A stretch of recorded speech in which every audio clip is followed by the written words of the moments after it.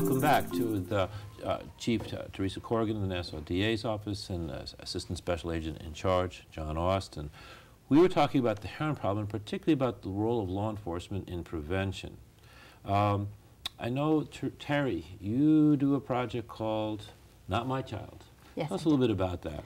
Not My Child is a program that Kathleen Rice had created in 2008 after we had learned that heroin was really destroying the lives of so many young people in Nassau County. What the program is it's a PowerPoint of slides where we go out to both children and parents and try to educate them as to what is out there and what dangers are facing their children. And we try to get parents to realize that they can no longer say, I smoked pot when I was growing up, I drank alcohol when I was growing up, I turned out just fine, so what's the big deal? We're trying to let parents realize this is a huge deal because what's facing our children now is not what was facing us when we were young and growing up.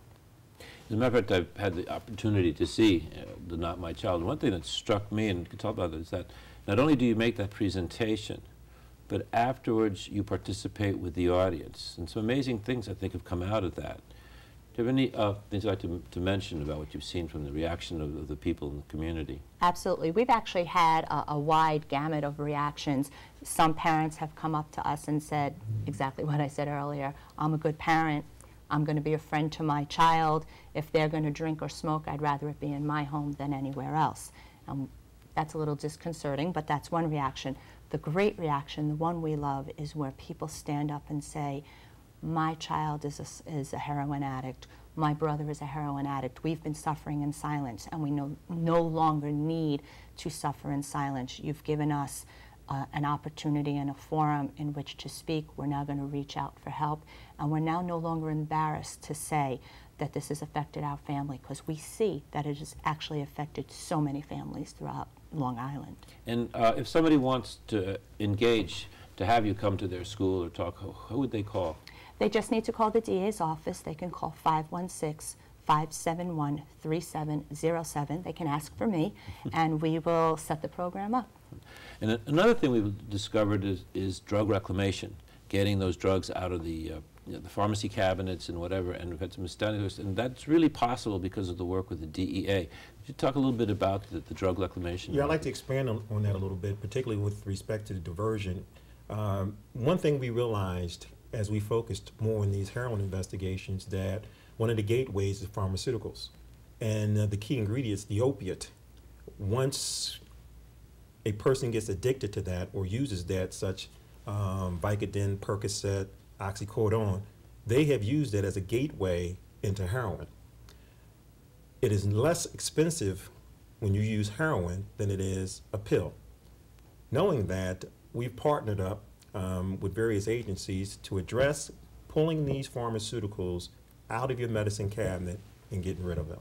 Quite frankly, a lot of parents simply didn't know that they were facilitating their children in using narcotics. So when we got involved in the program, I think people became a whole lot more conscientious of what they had in their cabinet, and if they didn't need it, they needed to destroy it.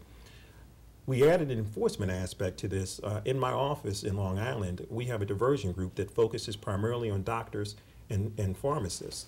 What we have done is we've added additional investigators in that area to make sure that we can reduce, if not eliminate, fraud that's associated with prescriptions that oftentimes are used to get the opiates that lead into the heroin.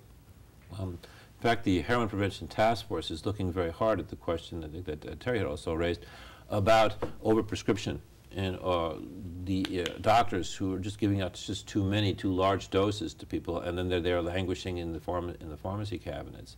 And I know, Terry, you were also involved in several diversion programs with the DA's office as well. Diversion in a different sense, though.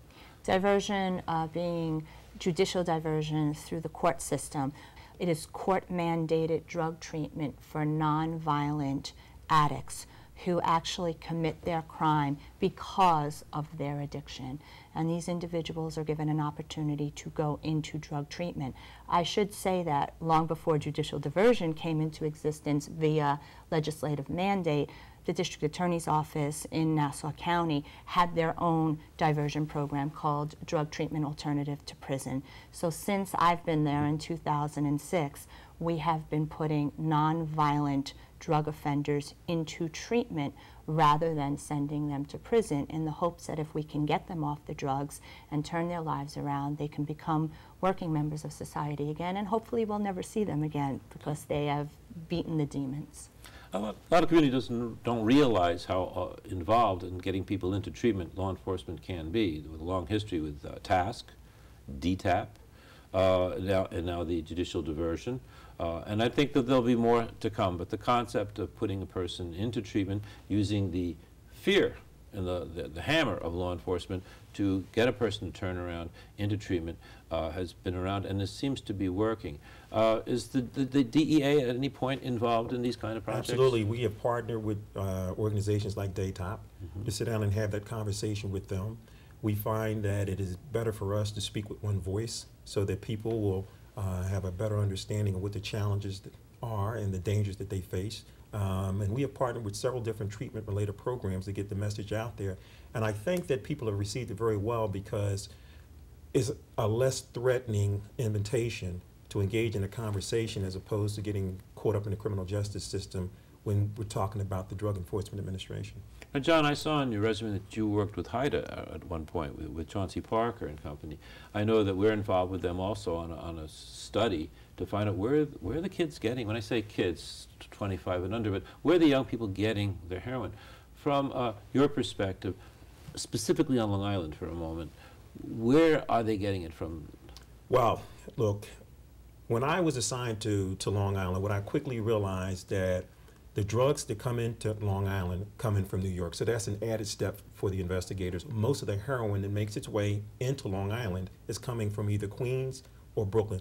As a matter of fact, maybe less than a week ago, agents from my office hit a heroin mill in Queens that we know was distributing heroin on Long Island. So we know that the kids are getting it from distributors that do business in Queens. Now, that's in both Nassau and Suffolk County. Just like anything else, they're buying it from street dealers. And Terry, I know we just about have to wrap it up, but is that your experience as well? Absolutely. A lot of what we're seeing is the bulk product is coming from our neighboring counties in both Brooklyn and Queens, and then it's being redistributed here with more local neighborhood dealers. Well, I want to thank you for the time that you give. I know you're very, very busy, and I know it's a huge problem. Hopefully we'll be able to do this again.